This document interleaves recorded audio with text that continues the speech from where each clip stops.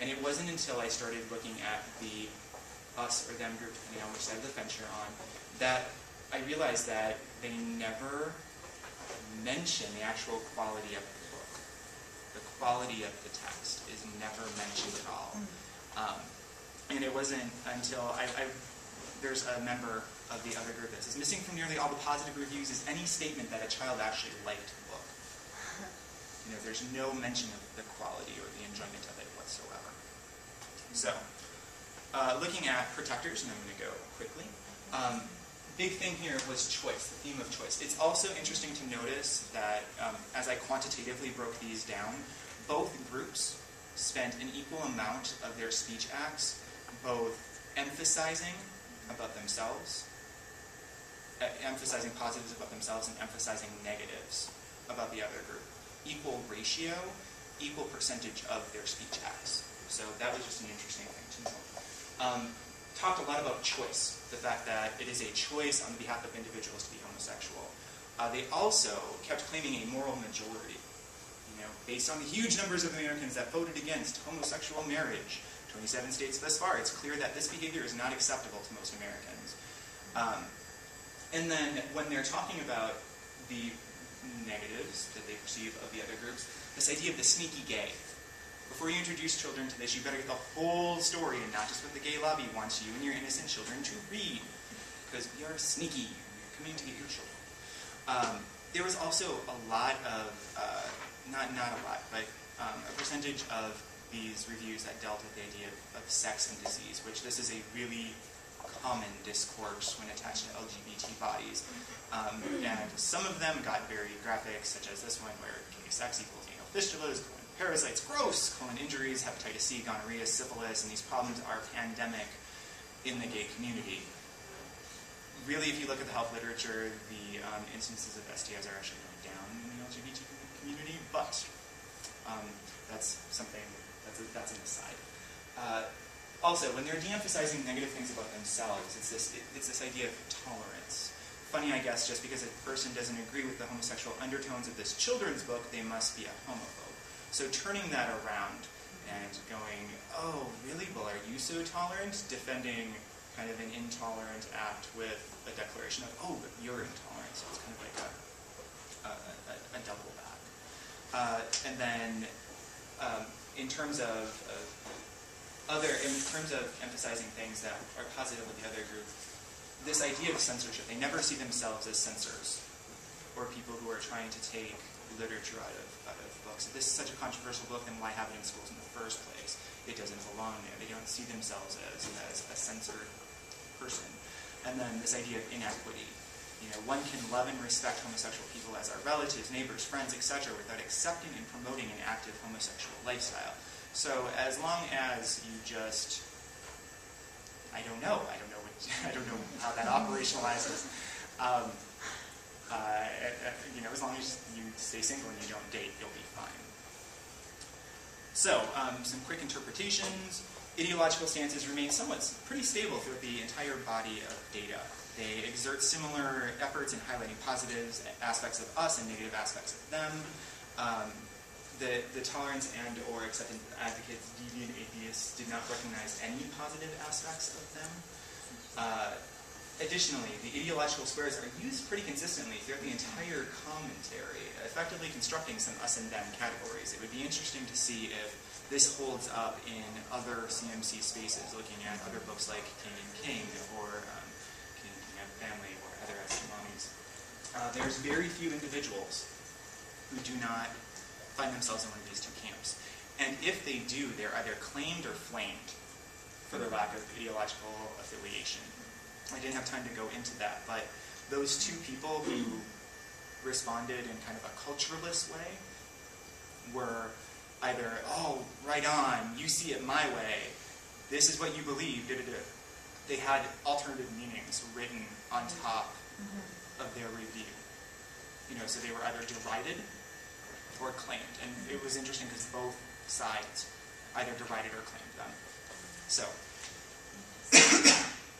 in terms of discussion, I found this really great quote from The Art of War. that the general who wins a battle makes many calculations in his temple ere the battle is fought. The general who loses a battle makes but few calculations beforehand.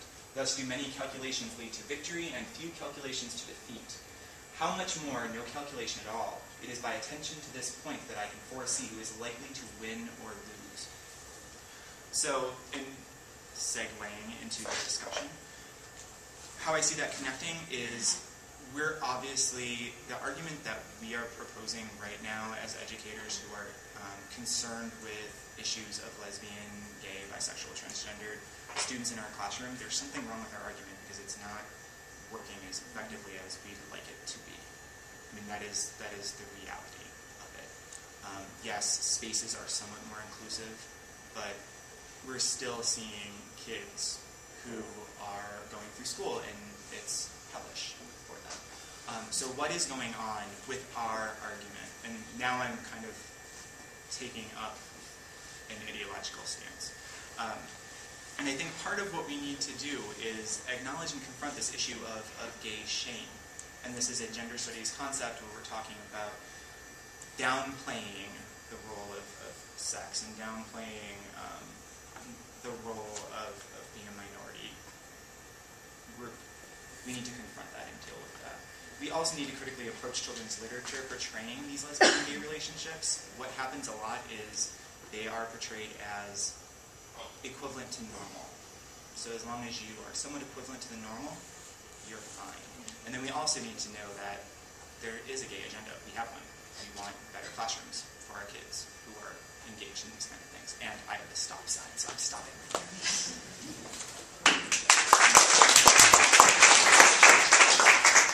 We'd like to take a few minutes and open it up to questions.